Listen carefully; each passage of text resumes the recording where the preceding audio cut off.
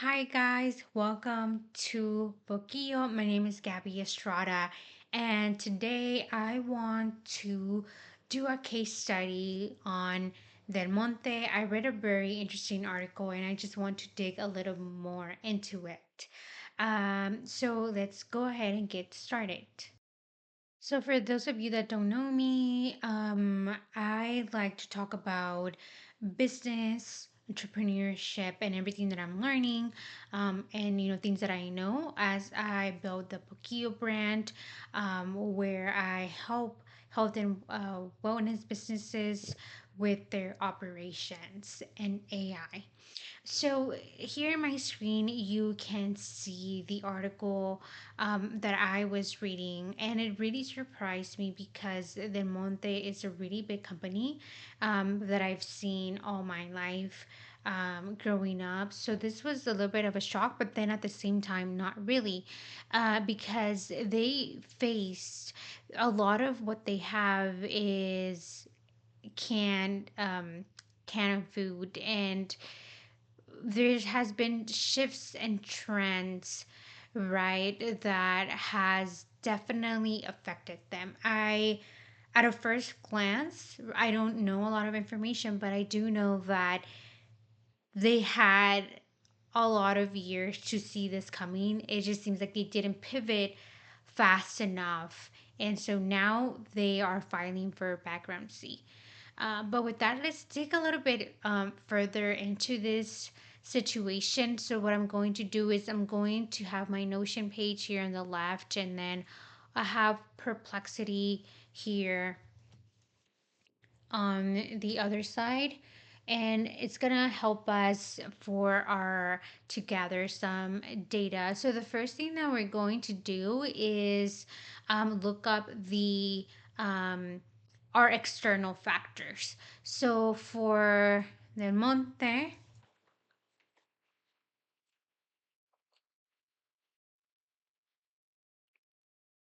oh, mining for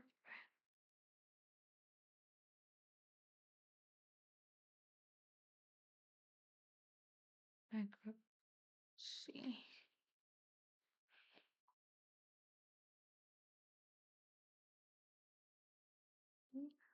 So let's look at the economics. So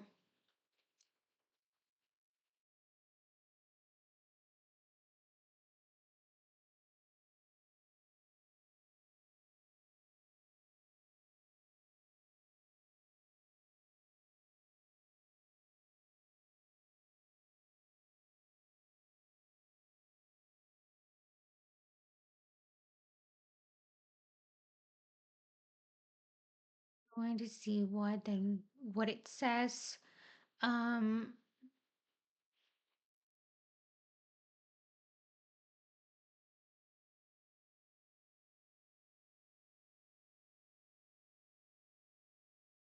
in July 2025, so just this month. Yep. Mm-hmm. Mm-hmm. Mm-hmm. Okay, so here we're going to start. This is going to start taking shape um with the whole we move some things around, external factors.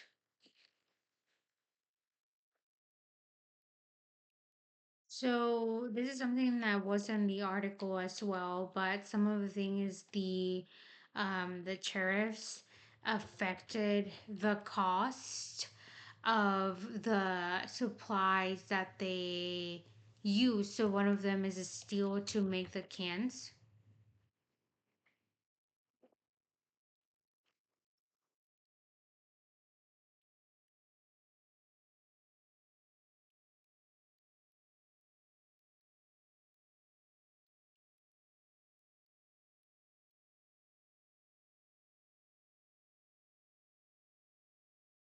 Yeah, so that drove their cost up. Um, and the, you know, to reduce the profit that they made. Um, Great. So inflation, interesting. So let's copy this. And then the cool thing is that when you copy this, it will paste the, it should paste the resources. But okay, here we have kind of remember canned products. Yes.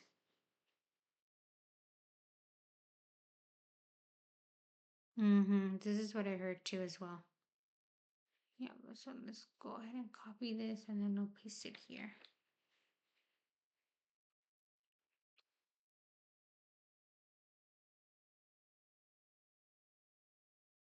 Mm-hmm.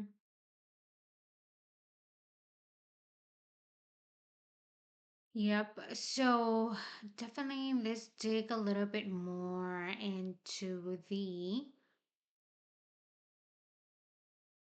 this one right here. This one really gets my attention. The because I read it somewhere else as well. Mm-hmm.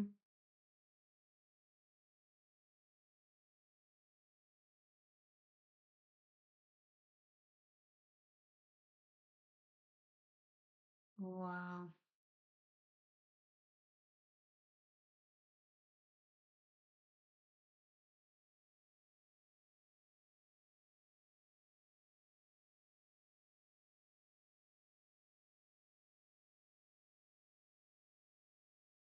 Wow. 1 million and 10 billion. It's a lot of things that they owe.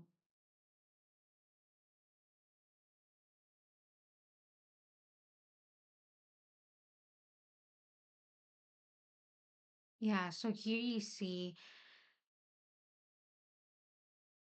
they left with massive excess inventory. Interest rates doubled.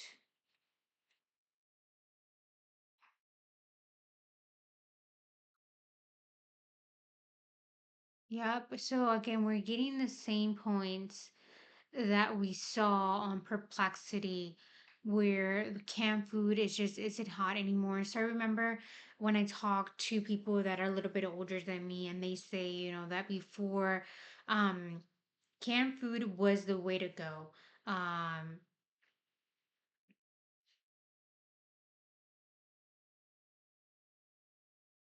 mhm.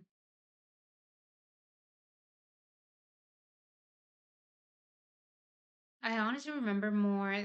I remember them because for the bananas, they always have the Monte as a brand. So then let's just because I'm curious.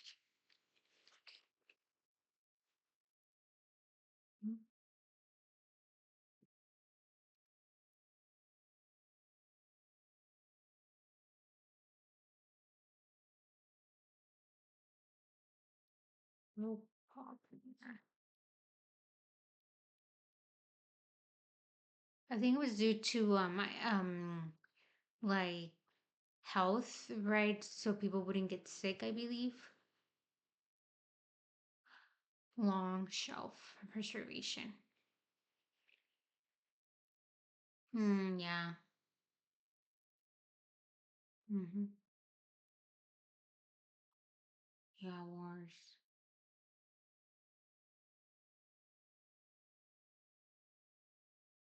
Interesting.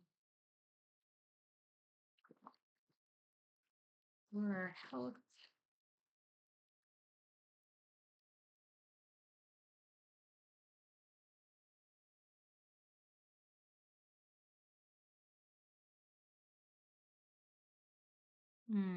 For dry food in situations where fresh food was unavailable.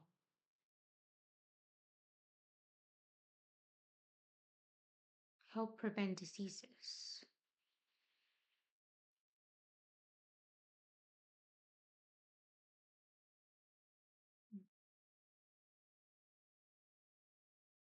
Okay, not specifically for health. It was more for efficiency and health, but the primary was for practicality, preservation, and convenience. Okay, so wanted to understand some more background about that. So moving on, it seems like if you've saw my case study on not John, on Joa Beauty, you could see that was a little bit more in depth, but the external factors were pretty easy to find out. And in a way, it does make sense because this one is a public company, I believe, or it was. Um, but anyways, okay, so let's move on because still, I don't see this as an excuse for them to have failed, just because again there were just so many clues leading to this. Like I feel like this could still have been avoided, prevented somehow. Um, so I would like to dig more into the three C's um, to see if we could get just a little bit more insight into the culture that the company had. So let's do that now.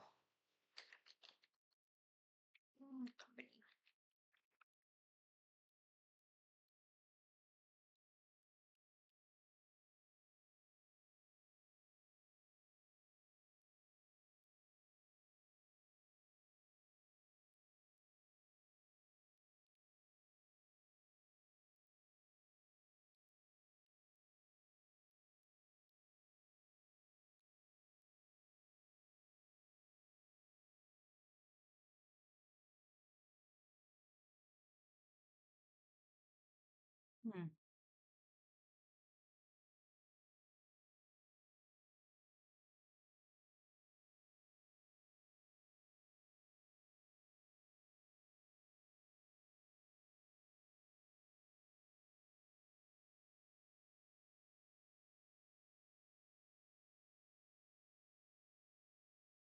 Hmm.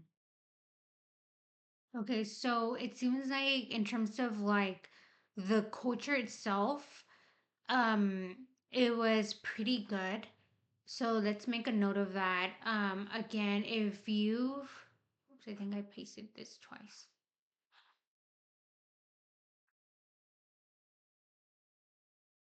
Let me delete this. So company culture.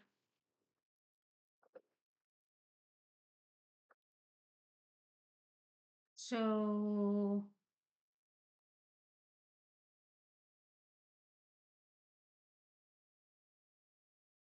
copy that into here.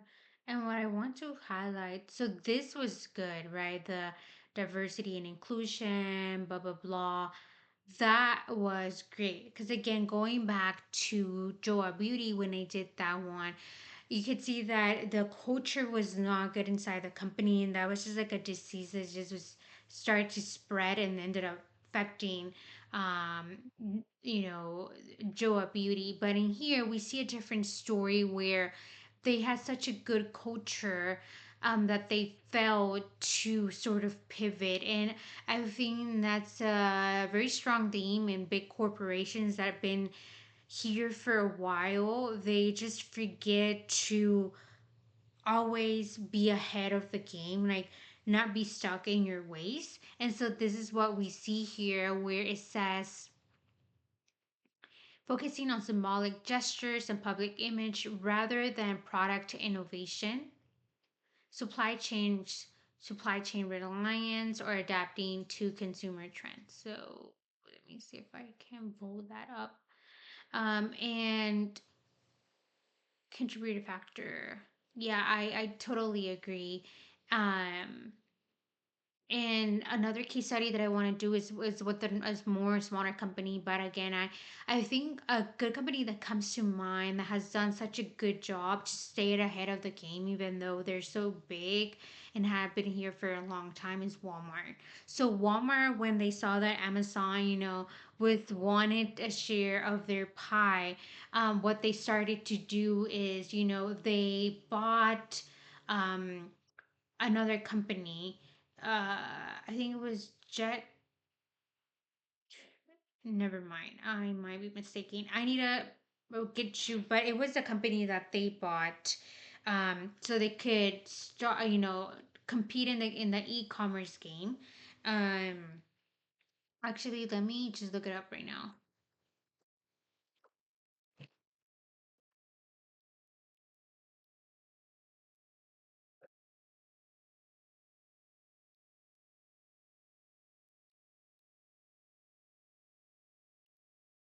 I'm really bad at spelling.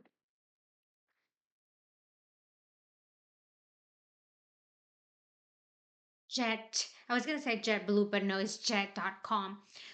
Yes, and so eventually that was absorbed and it became Walmart.com, and but they stayed ahead of the curve, right? They weren't like, oh, I'm Walmart, like nothing is going to happen to me, and that's why we still have Walmart right now. But then Monte failed to do that, and so now we see them, going through bankruptcy. They're probably going to survive, but something's gonna be affected, like what they oh, in the market. Probably that's gonna shrink.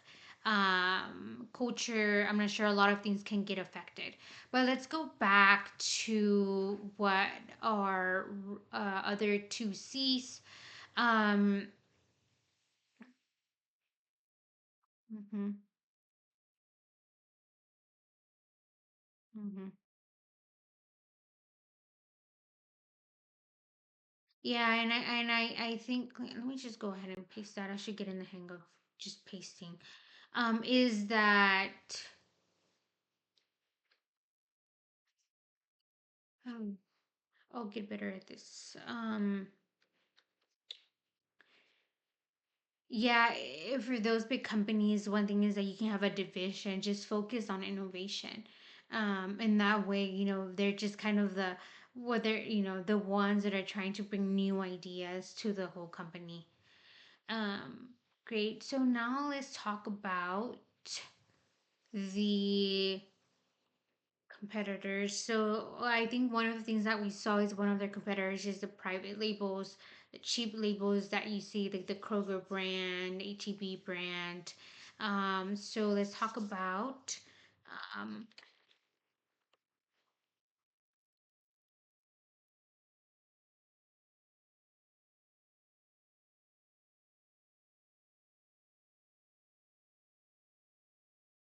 Chiquita.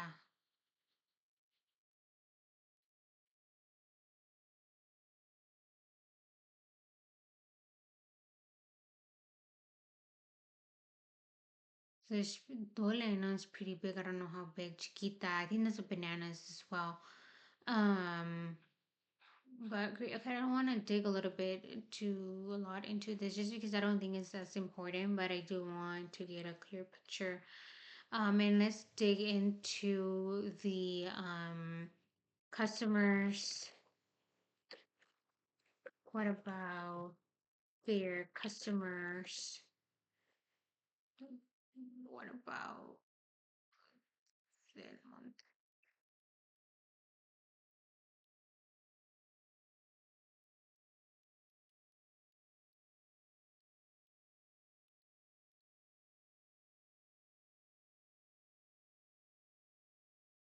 Mm-hmm.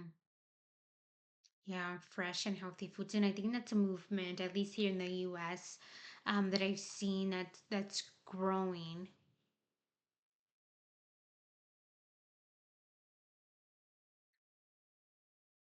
Wow. Store brands, private label, 45%.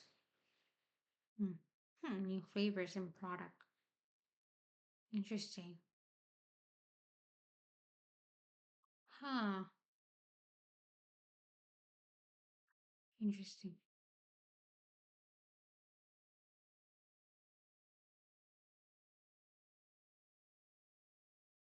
Yeah, so because this is a commodity in a way, there's so many options. Like unless you're like super into you know, Del Monte, it's not like, oh, I have to buy this brand, right?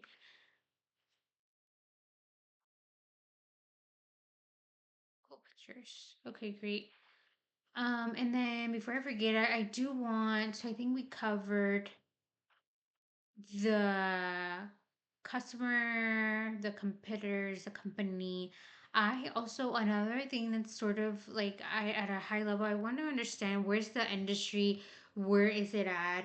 Um, so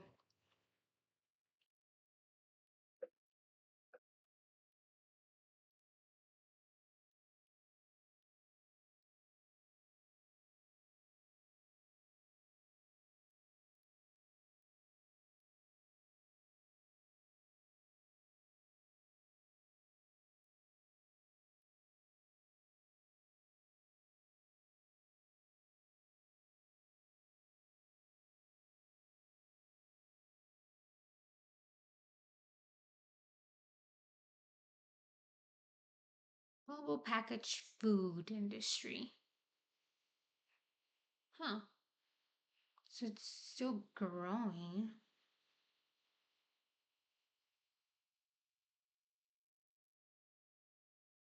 Yeah. Plant-based. Huh. Eco-friendly packaging.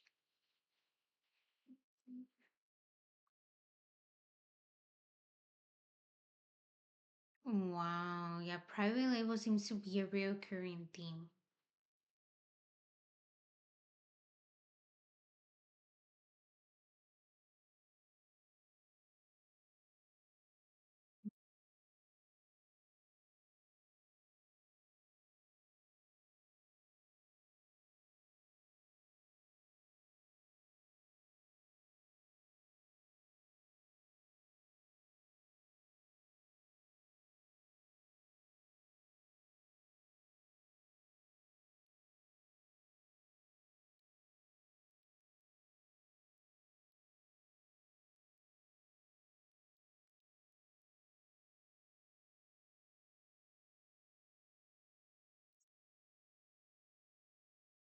Changes.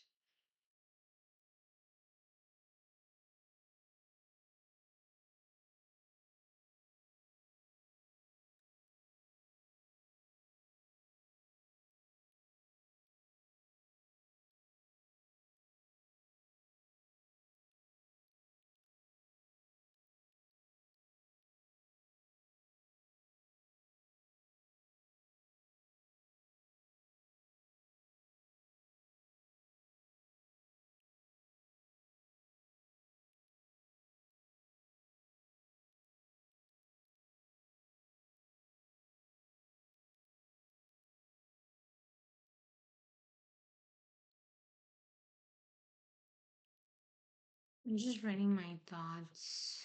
Just because I'm not super familiar with this industry, but yeah. So I just copy this information that I'm finding. How do I copy this?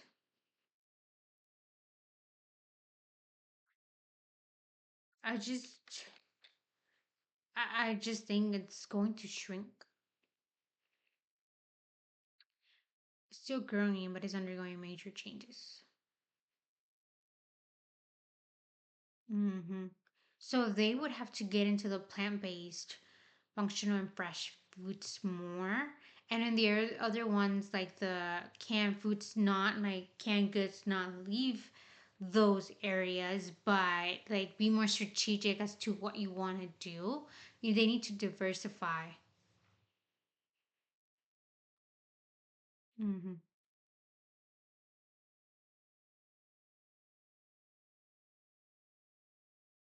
Mm-hmm. Yeah. Uh-huh. Okay. Let me just, because I don't remember how much you can get make up the portfolio or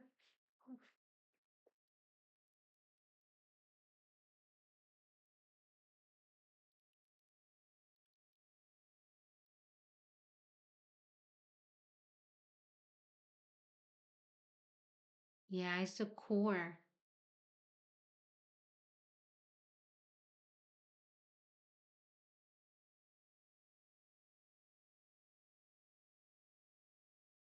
Share. Yeah, the main.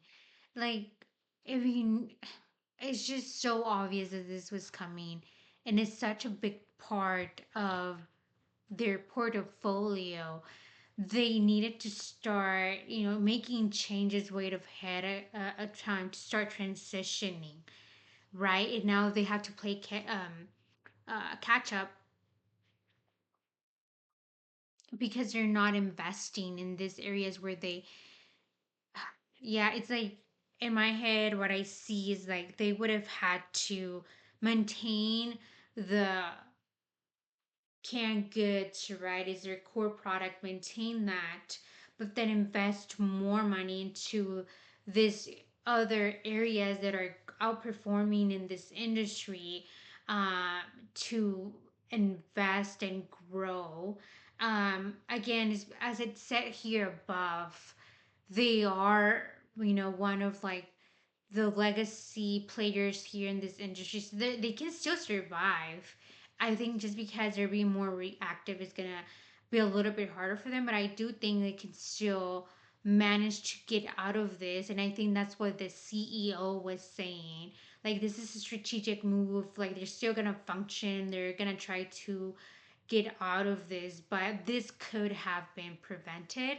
I think that's just my main thing I want to say. And this is just so applicable to like our businesses, our small medium sized businesses. A lot of the things that, we see patterns on external or internal factors. A lot of those things can be prevented. We can take measures. um and I think honestly, the last thing that I want to cover is just about like their marketing efforts. I don't think it's so as relevant as fixing, those internal core issues, but I still do want to take a peek of that. Um,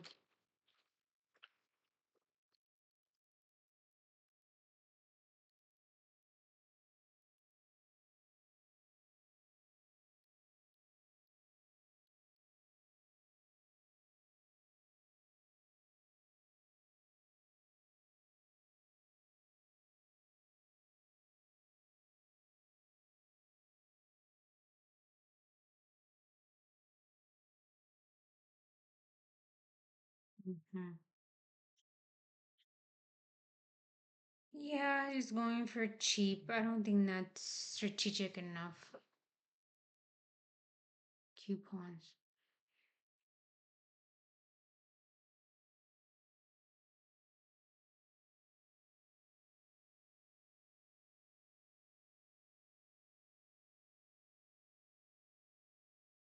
Mm. Yeah, that's probably gonna be. They just really have to find a unique point because everyone is going to try to say the same thing in a way. Their other competitors.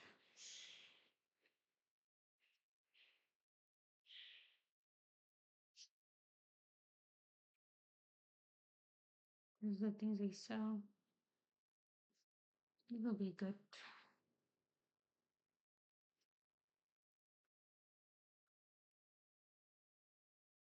And then I'll paste this.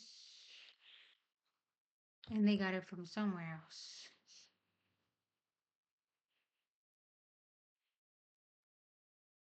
From here.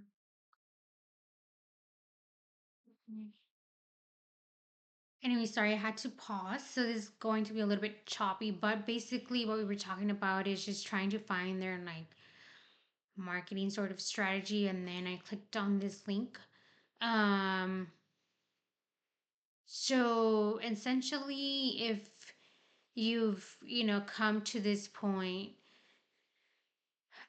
basically you'll know that the main thing, the key thing, is that they didn't innovate fast enough, and they're trying to be reactive instead of being proactive. I think that's the key in today's sort of like diving into this company of what led them to this point. The company culture that was pretty set on, no biggies there. There were certain factors, but they could still been like, if they had a good structure in place, that could have been avoided. Supply chain problems with, just creating more than was demanded long term. But again, key part was just the innovation factor. And so hopefully in this new phase, where they're trying to get out of this bankruptcy, that they really, really consider making innovation a key part of the company to thrive in the years to come. And probably some acquisitions will take place to stay ahead of the game. So, yeah, we'll see what happens. But yeah, I just wanted to take some moment to go over this company real quick. And yeah, see you in my next video. And hopefully, you've taken out some good lessons from this case study. Bye.